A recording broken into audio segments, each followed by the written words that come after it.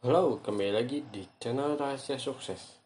Untuk mengingatkan kita di tengah kondisi market yang seperti sekarang ini ya, maksudnya karena mungkin karena suku bunga naik gitu ya, karena di globalnya tuh cukup udah masuk downtrend gitu ya, maksudnya kita juga harus berjaga-jaga untuk menjaga portfolio kita.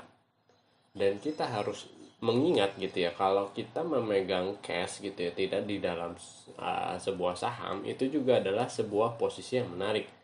Karena ketika misalnya sebuah saham turun tapi kamu memegang cash dan kamu tidak, ya istilahnya ya, cash kamu, portfolio kamu tidak turun, itu adalah sebuah kemenangan untuk kamu gitu. Jadi bukan berarti kita harus mencari saham yang oh pasti hijau di tengah yang merah-merah, oh enggak gitu, karena resikonya jauh lebih tinggi ketika market seperti ini gitu. Jadi mungkin kalau mau, memang beberapa saham yang setting up dia bisa uh, berbeda gitu ya arahnya ya, walaupun indeks sahamnya turun gitu dia masih bisa naik gitu. Tapi untuk itu pastinya untuk saham-saham yang tidak terlalu dipengaruhi oleh dana asing, berbeda dengan saham-saham big cap gitu di mana banyak dana asing di sana. Pasti yang terpanis gitu, yang ikut turun gitu adalah saham-saham yang banyak pengaruh di dana asingnya gitu, seperti itu. Karena kemarin ya kemarin gitu ya, ini yang namanya si indeksnya di Amerika ya, si S&P 500, si Nasdaq, si Dow Jones gitu ya, dia turun membentuk lower low lagi, dan itu dalam sehari. Lihat naiknya dikit, turunnya jauh, turun 4% gitu ya di hari kemarin. Nah ini adalah sebuah sebuah apa ya, mungkin sebuah pertanda gitu ya, mungkin akan terjadi panic selling juga nih gitu ya di hari ini. Tapi kita ya masih belum tahu sih ya. Itu Dow Jones aja minus 3,57%. Ini ajaib banget gitu ya, bisa minus segede gini. Terburuk sejak turun tajam lagi, hari terburuk sejak Juni 2020, Juni 2020. Seperti itu. Jadi ya berhati-hati, tapi masih bisa untuk naik itu. Nah ini adalah saham yang kita bahas hari ini, yaitu SMART TBK. Ini adalah Sampurna Agro dan Teknologi gitu lah ya singkatannya. Kalau mau ini Sinarmas Agro Resources dan Teknologi, jadi disingkatnya SMART.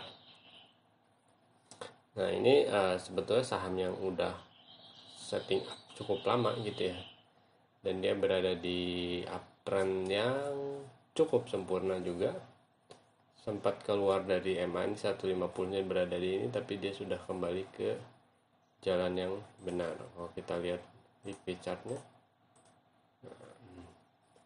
ini lebih jelas untuk si closingannya. Jadi untuk beberapa orang gitu ya, nah ini seperti ini. Karena ini adalah weekly chart, beberapa orang kadang menunggu maksudnya ya, di hari Jumat gitu, apakah dia bisa closing di atas si weekly ini ya, di atas si weekly body yang ini gitu, di atas si 4880 ini. Karena kalau sekarang kan dia masih berada di tail-tailnya yang ini gitu ya, di nah di ini, di tail ini di bawah 5300 gitu. Karena ada beberapa orang, oh bagus kalau closing weekly-nya di atas 4880. Ada beberapa yang mempunyai cara cara seperti itu gitu ya. Dan tentunya gitu ya, ini udah jelas kan maksudnya ya, kelihatan banget yang namanya si VCP-nya gitu ya. Ini ada yang terakhir. Ya udah, biar nggak bingung, gini aja kita bikin si trend line.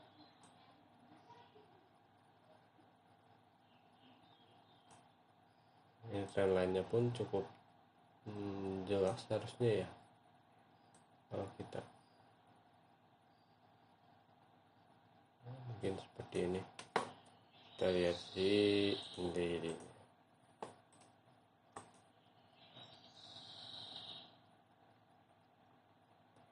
Oh ini mau yang lebih banyak ya, mungkin bisa Nah, gini.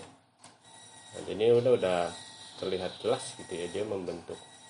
Nah, yang seperti ini nih. Nah, ini adalah lulusan VCP sebetulnya. Di sini gitu ya dia membentuk yang namanya VCP. Di sini dia break, dia naik, tapi turunnya cukup dahsyat kembali ke base VCP ini. Nah, di sini juga dia membentuk VCP, dia naik lagi dan akhirnya membentuk VCP yang cukup besar gitu. Dan kelihatan gitu ya. Ini udah jelas set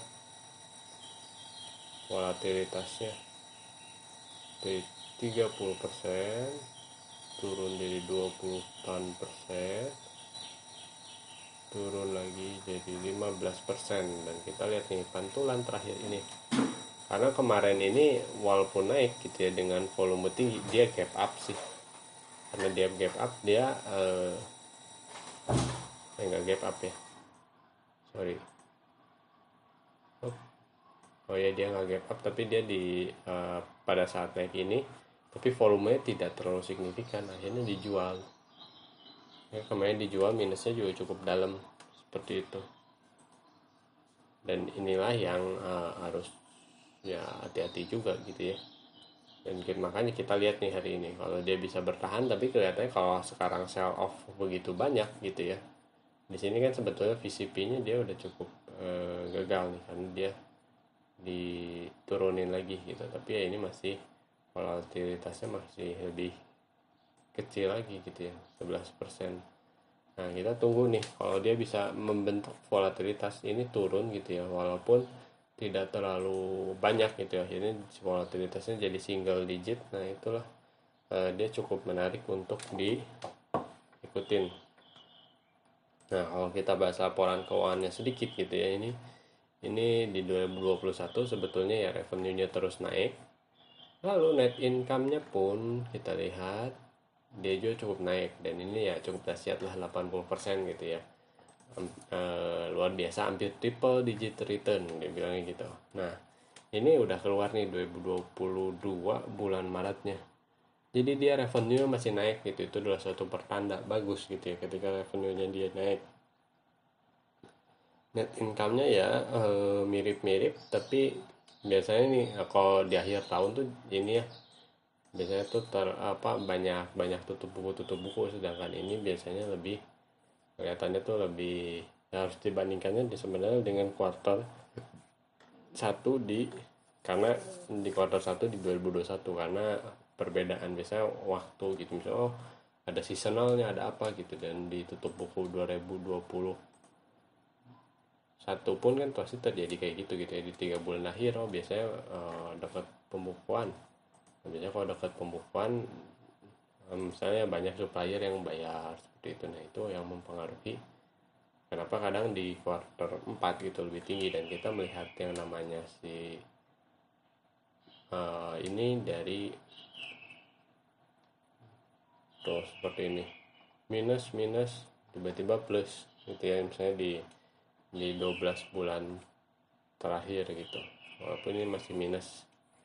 Kita lihat nih annually-nya seperti apa. Oh, secara per tahun gitu ya, per akhir tahun dia selalu menutup cash flow-nya dengan positif, walaupun ini ya nggak terlalu bagus lah gitu. Cuman kalau dari revenue ya oke gitu ya. Nah, kalau kita lihat sih